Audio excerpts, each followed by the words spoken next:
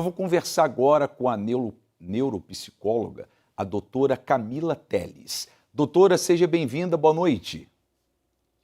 Boa noite, Bispo Edgar. Boa noite a todos. Doutora, aproveitando a sua participação aqui, a gente sabe, né, que há pessoas que são compulsivas com a mentira, né? Ela já não sabe nem quando mais ela está mentindo ou falando a verdade. À luz da ciência, da medicina, qual é essa patologia? Fique à vontade.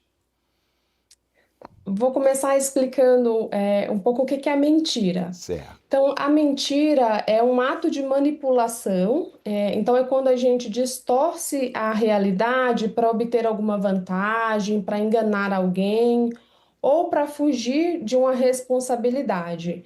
E a verdade a gente sabe que ela é o alicerce, né, de todas as relações saudáveis. Então, é a verdade que constrói a confiança entre as pessoas, a confiança nos casamentos, no trabalho, na sociedade. Então, a gente sempre deve pensar que toda vez que a gente está mentindo, a gente está tirando do outro o direito dele saber a verdade. E quando a gente começa a mentir, a gente pode acabar quebrando a confiança que as pessoas têm na gente, e raramente a gente vai conseguir recuperar essa confiança de volta.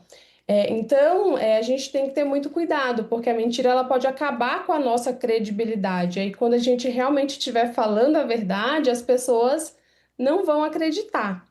Em algumas situações, a gente pode se ver aí diante desse dilema que muitas das pessoas já comentaram, que é quando dizer a verdade pode machucar, pode magoar alguém.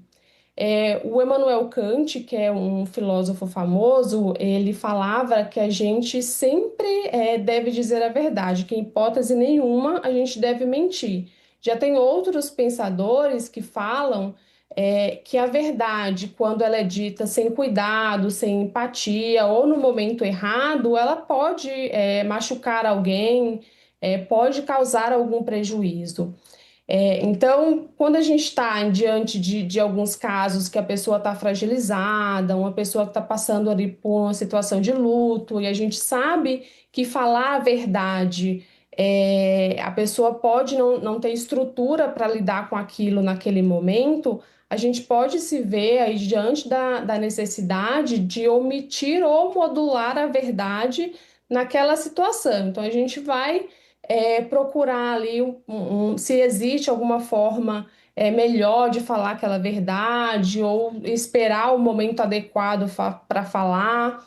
Mesmo assim, a gente deve sempre se perguntar se a gente está querendo proteger alguém ou se nós só estamos fugindo do nosso próprio desconforto de ter que lidar com aquela situação.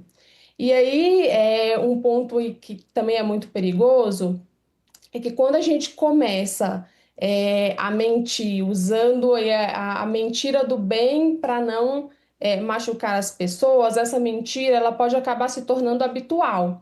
Então, a mentira ela é aprendida geralmente ali durante a infância, a criança ela começa a perceber que quando ela fala a verdade, ela pode ter uma punição, e quando ela mente, ela pode ter um alívio, e o cérebro acaba identificando aquilo como uma recompensa.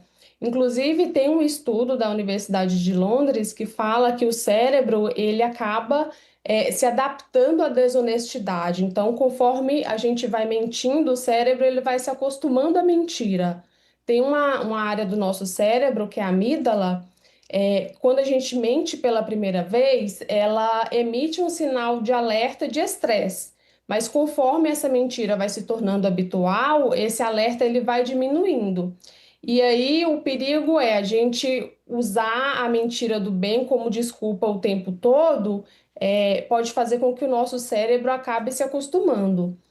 E aí, mais uma pergunta importante, né? Como que a gente deve fazer para parar esse hábito? Então, o nosso cérebro, ele tem a capacidade de neuroplasticidade, então a gente consegue reeducá-lo. Então, quando a gente começa a perceber que a gente está nesse ciclo mentindo muito, para quebrar esse ciclo, a gente precisa seguir alguns passos. Então, o primeiro passo é o freio inibitório. Então, a gente precisa pausar antes de responder. A pausa, ela vai permitir que aquela parte lógica do nosso cérebro, que ela assuma o controle e escolha a verdade. Então, a gente vai ter que começar ali a exercer a autovigilância, ficar se autovigilante, e sempre que a gente perceber que a gente está diante ali de emitir uma mentira, a gente pausar e responder com calma. E o segundo passo é a exposição. Então, a gente precisa começar a enfrentar esse desconforto da verdade.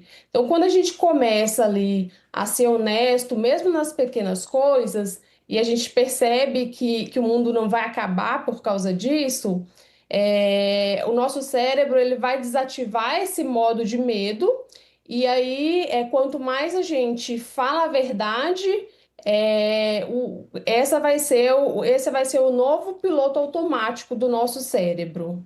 Tá certo. Doutora, foi um prazer recebê-la aqui, muito importante seus esclarecimentos e até uma próxima oportunidade. Eu que agradeço o convite.